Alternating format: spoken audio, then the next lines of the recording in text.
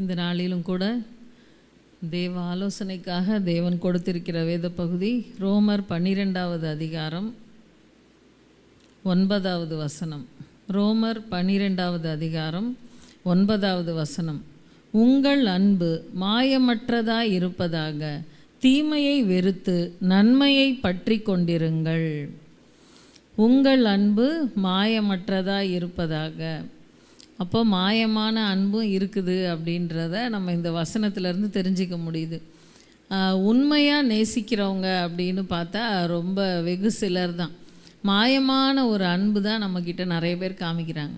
சரி, மற்றவங்க நம்மக்கிட்ட அப்படி அன்பு காமிக்கிறாங்க அப்படின்றது மட்டும் இல்லை, நம்ம எப்படி மற்றவர்கள்ட்ட அன்பு கூறுகிறோம் அப்படின்னு பார்த்தா அதுலேயும் மாயமான அன்பு இருக்கக்கூடாது அப்படின்றது தான் இந்த வேத வசனத்தில் ஆண்டவர் நமக்கு உணர்த்துறார். அன்பு மாயமற்ற அன்பாக இருக்கணும் அப்படின்னு. முதலாவது, நம்முடைய தேவன் நம்மீது அந்த கூர்ந்த அன்பு எப்படிப்பட்ட அன்புனா அது மாயமற்ற அன்பு. நம்ம சுவிசேஷங்களில் சில இடங்களில் பார்க்க முடியும். ஆண்டவரை மலையிலேருந்து தள்ளி விடணும்னு அவங்க ஆலோசனை பண்ணி அவரை நெருக்குகையில் அவர் மறைந்து போனார் அப்படின்ட்டுருக்கும். அப்போ அவரால் அந்த மாதிரி ஒரு சிச்சுவேஷன்லேருந்து தப்பிக்கக்கூடிய ஒரு சூழ்நிலை வல்லமை அவர்கிட்ட இருக்குது. ஆனாலும் அந்த கொடுக்கப்பட்ட அந்த தருணங்களில், கடைசி தருணங்களில் ஆண்டவருடைய அன்பு மாயமற்ற அன்பாக இருந்தபடியினால் அவர் நமக்காக கல்வாரி சிலுவையில் அத்தனை பாடுகளையும் சகித்து நம்மை நினைத்து நம்மை மீட்கும் பொருளாக தன்னுடைய ஜீவனையே கொடுத்தார். அப்போ அவருடைய அன்பை போல அவருடைய பிள்ளைகளாகிய நாமும் என்ன பண்ணணும்? மாயமற்ற அன்பு கூறுகிறவர்களாக இருக்கணும். இதை சொல்லும்போது இன்னொன்று யூதாஸை குறித்து நம்ம பார்த்தோன்னா அவனுடைய அன்பு எப்படிப்பட்ட அன்பாக தான் இருந்துச்சு? அது ஒரு மாயமற்ற அன்பாக தான் இருந்துச்சு. அந்த பணத்துக்காக, அந்த பொருளாசைக்காக தான் அவன் அவரை பின்பற்றி வந்தான். பணப்பையை அவன் கையில் கொடுத்துருந்ததுனாலையோ என்னமோ அது மேலே இன்னும் அவனுக்கு அதிகமான நாட்டம் இருந்து கடைசியில் ஆண்டவரையே அந்த 30 வெள்ளிக்காசுக்காக காட்டி கொடுக்கக்கூடிய அளவுக்கு அவனுடைய அன்பு அந்த மாயமான ஒரு அன்பாக இருந்துச்சு. அப்போது நம்முடைய அன்பு எப்படி இருக்கணும் அப்படின்னா மாயமற்ற அன்பாக இருக்கணும் அப்படின்னு நம்ம பார்க்குறோம். அடுத்து பாருங்கள், தீமையை வெறுத்து நன்மையை பற்றி கொண்டிருங்கள். மாயமான அன்பு இருக்குது அப்படின்னா நம்ம அந்த தீமையை செய்யக்கூடிய அளவுக்கு, அதாவது மாயமான அன்பு இருக்கும்போது தீமையை அவங்களுக்கு செய்கிறதுக்கும் துணிகரம் கொள்ளுகிறவர்களாக நம்ம பார்க்க முடியும். நம்ம பார்க்குறோம். இப்போ நியூஸ் பேப்பரில் சில நேரம் செய்திகளில் பார்க்கும்போது தொடர்ந்து நேசிச்சிட்டு இருந்தவங்க தான் ஒரு குறிப்பிட்ட காலகட்டத்தில் இதுக்கு மேலே இவங்களால நமக்கு பிரச்சனை அப்படின்னும்போது நேசிக்கிற மாதிரியே கூட்டிகிட்டு போய் அவங்க அவங்கள கொல்கிற அளவுக்கு போகிறத நம்ம பார்க்க முடியுது. அப்போ அந்த தீமை செய்கிற அளவுக்கு அந்த மாயமான அன்பு துணிகரம் கொள்ளுது. தீமையை வெறுத்து நன்மையை பற்றி கொண்டிருங்கள் அப்படின்னு ஆண்டவர் நமக்கு சொல்கிறார். அப்போது நம்ம அன்பு மாயமற்றதாக இருக்கிறது மட்டும் இல்லை, நம்ம நன்மையை பற்றி கொள்ளுகிறவர்களாக இருக்கணும்.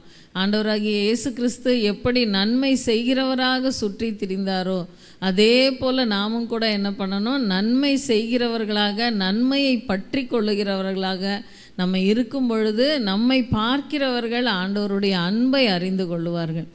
அடுத்த வசனத்தை நம்ம வாசிப்போம்.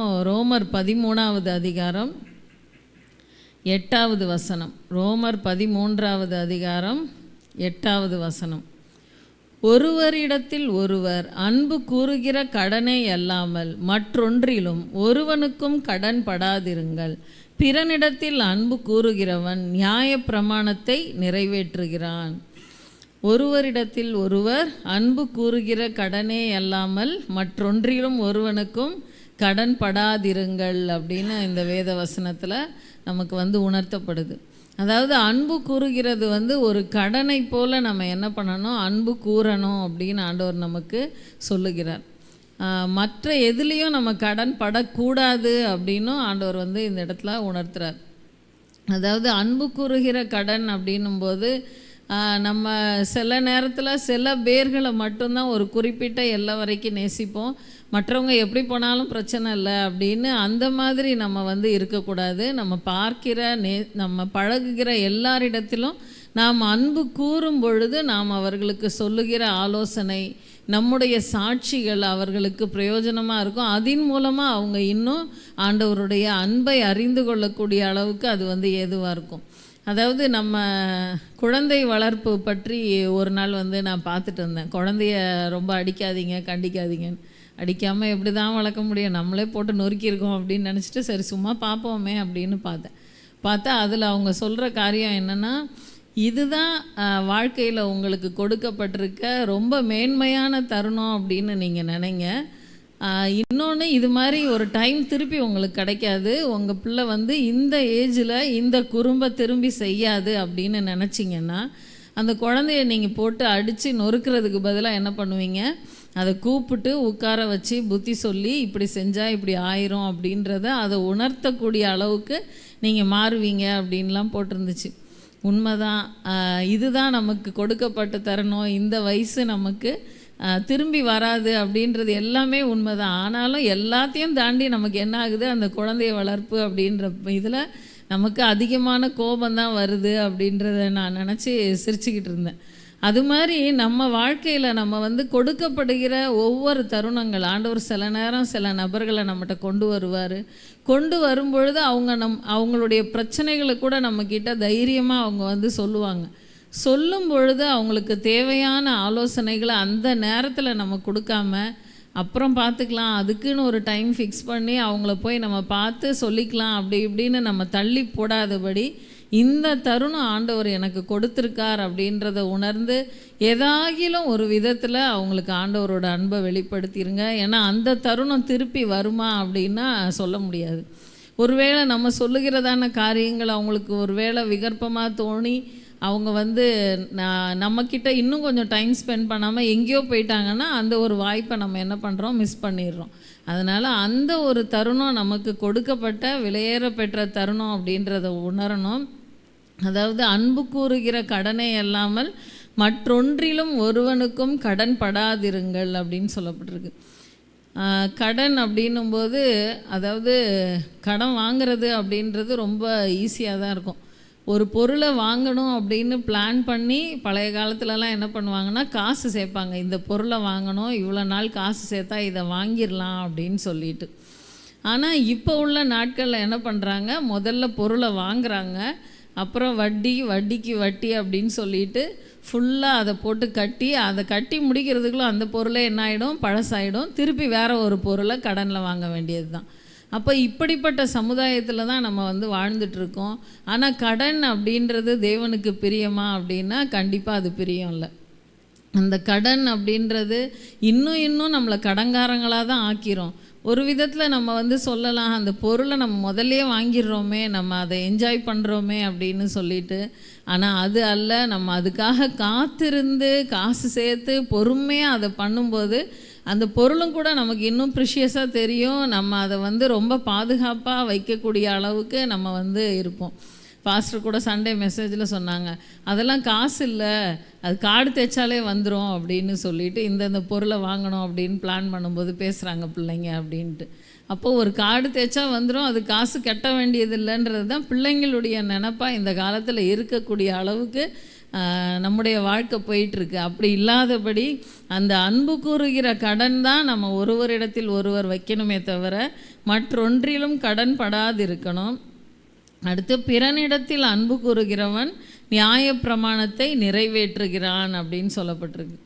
அப்போ அன்பு கூறுகிறவன் அதாவது நியாயப்பிரமாணத்தில் எத்தனையோ காரியங்கள் சொல்லப்பட்டிருக்கும், அதெல்லாம் நம்ம நிறைவேற்ற முடியுமா அப்படின்னா அது பெரிய கேள்விக்குறியாக தெரியும்.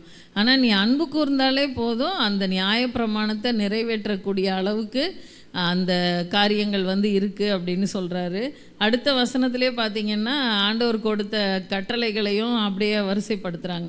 விபச்சாரம் செய்யாதிருப்பாயாக, கொலை செய்யாதிருப்பாயாக, களவு செய்யாதிருப்பாயாக, பொய் சாட்சி சொல்லாதிருப்பாயாக, இச்சியாதிருப்பாயாக.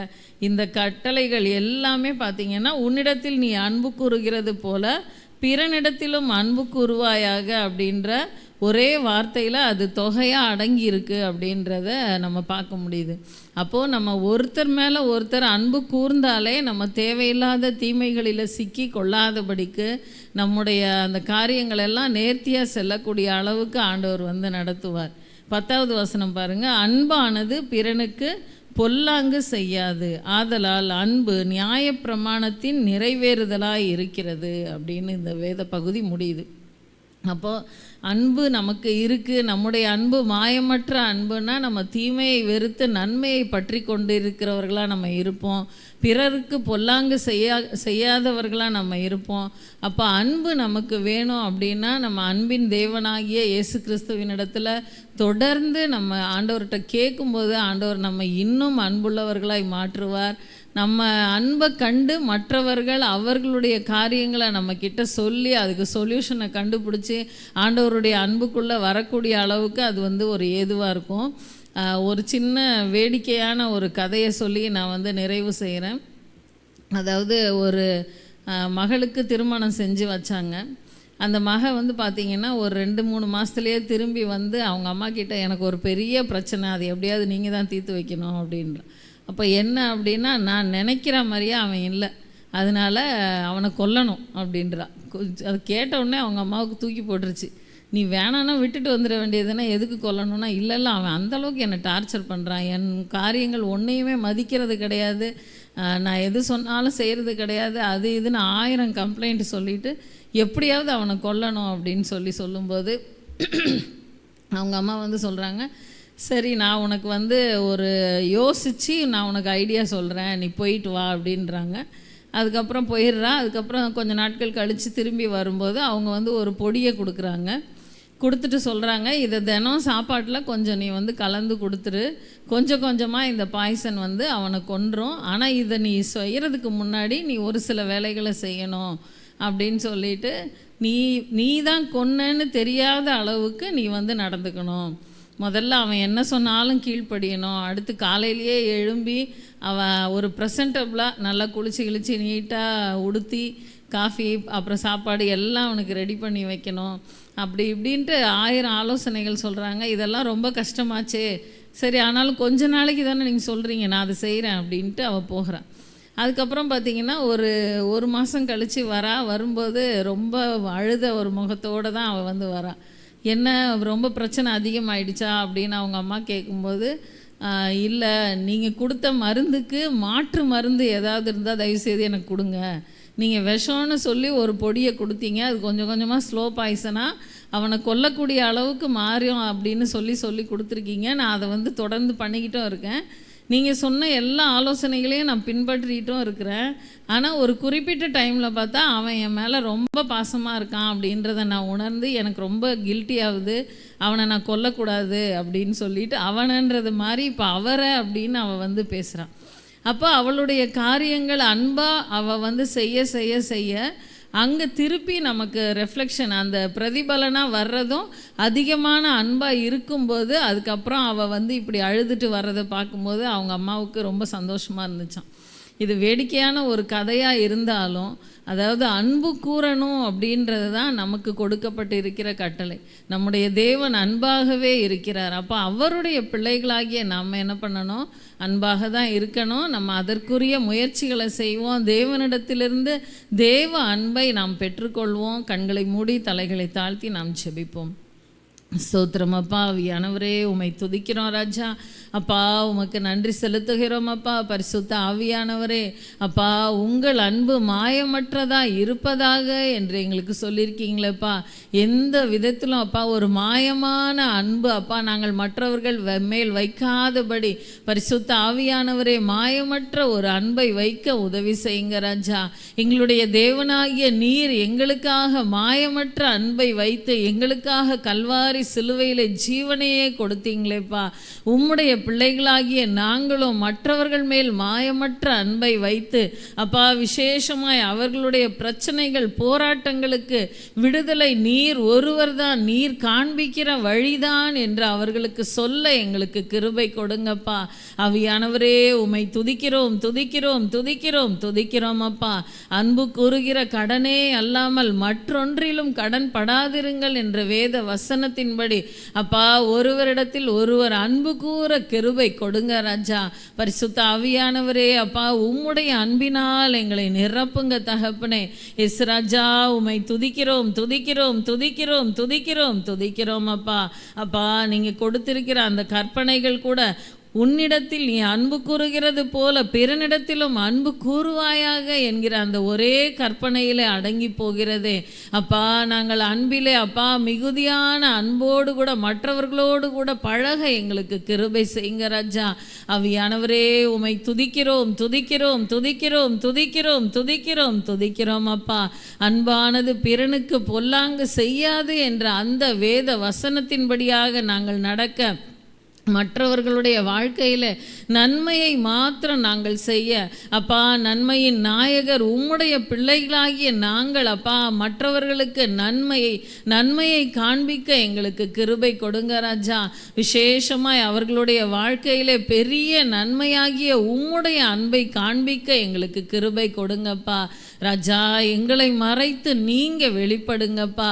அப்பா நாங்கள் எங்களிலே தகுதியானவர்கள் அல்ல தகப்பனை, எங்களை தகுதிப்படுத்துங்கப்பா ராஜா. உமக்கு சோத்திரம் சோத்திரம் சோத்திரம் சோத்திரம் சோத்திரம் சோத்திரம் அப்பா.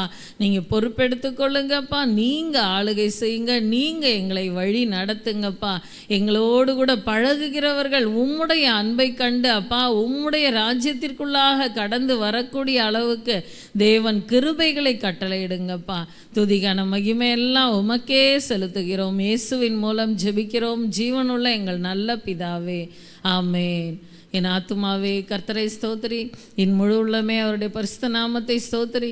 என் ஆத்துமாவே கர்த்தரை ஸ்தோத்திரி, கர்த்தர் செய்த சகல உபகாரங்களையும் மறவாதே.